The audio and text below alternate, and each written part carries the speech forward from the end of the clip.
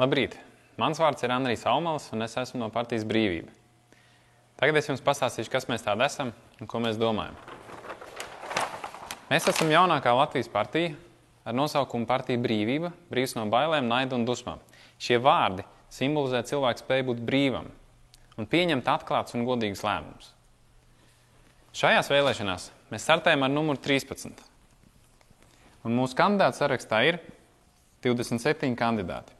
It kā nav daudz, tomēr faktiski gan arī mums visiem ir augstākā izglītība un kvalitāte ir svarīgāka par kvantitāti. Ja šo skaidru saskaitu kopā, mēs iegūstam 40, un 40 ir mūsu kandidātu vidējais vecums. Savukārt, ieskatāmies dziļāk, tad mēs redzam, ka 3/4 mūsu kandidāti ir sievietes, un sievietēm darbspējas ir augstāks nekā vīriešiem.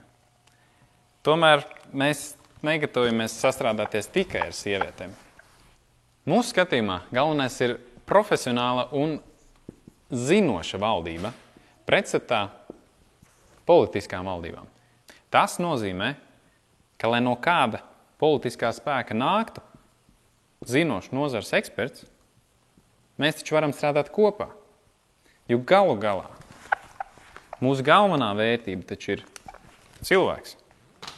Un lai Latvijā būtu cilvēki, kas šeit dzīvo un kas šo zemi sauc par savām mājām, neatkarīgi no tautības, mēs esam domājuši par to, kā jaunajām ģimenēm radīt labvēlīgus apstākļus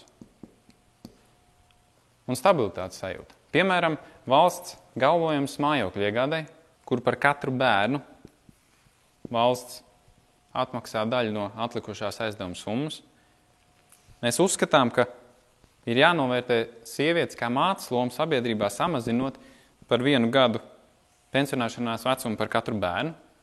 Tāpat mēs uzskatām, ka par katru nākamo bērnu, vai meitenīti vai puisīti, atbalstam ir jābūt lielākam kā par iepriekšējo. Tomēr mēs arī saprotam, ka ar atbalstiem un pabalstiem vien būs par maz. Un lai katrs cilvēks šajā valstī justos laimīgs un drošs, mums ir ļoti nepieciešama viena lieta – darbs.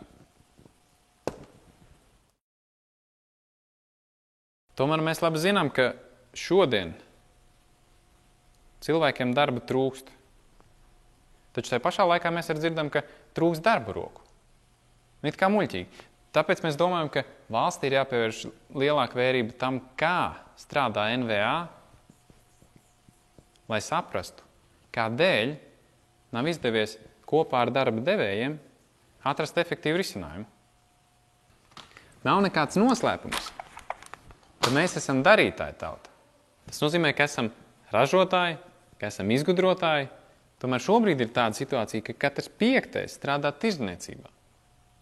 Nu labi, lai tā būtu, bet tad izmantosim savu potenciālu līdz galam. Šobrīd uzskatām, ka lielu daļu no tām importu precēm, ko ievedam, mēs varētu ražot paši. Gribam piedāvāt atšķirīgu nodokļu politiku ražotājiem un tirgotājiem.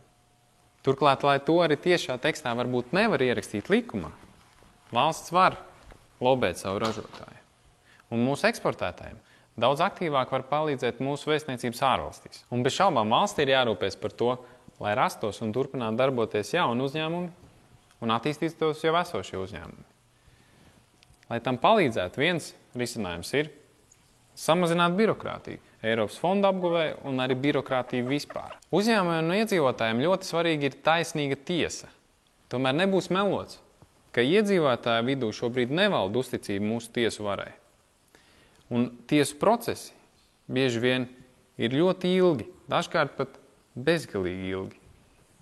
Viens risinājums ir palielināt tiesnešu skaitu, otrs – samazināt slimības lapu ietekmi uz procesu atlikšanu.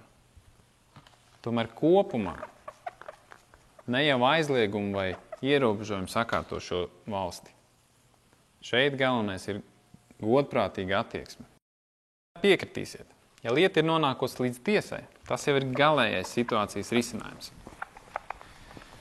Godprātīga attieksme pirmām kārtām veidojas jau ģimenē, kurā turklāt ir jāiemāca ne tikai ņemt, bet arī dot.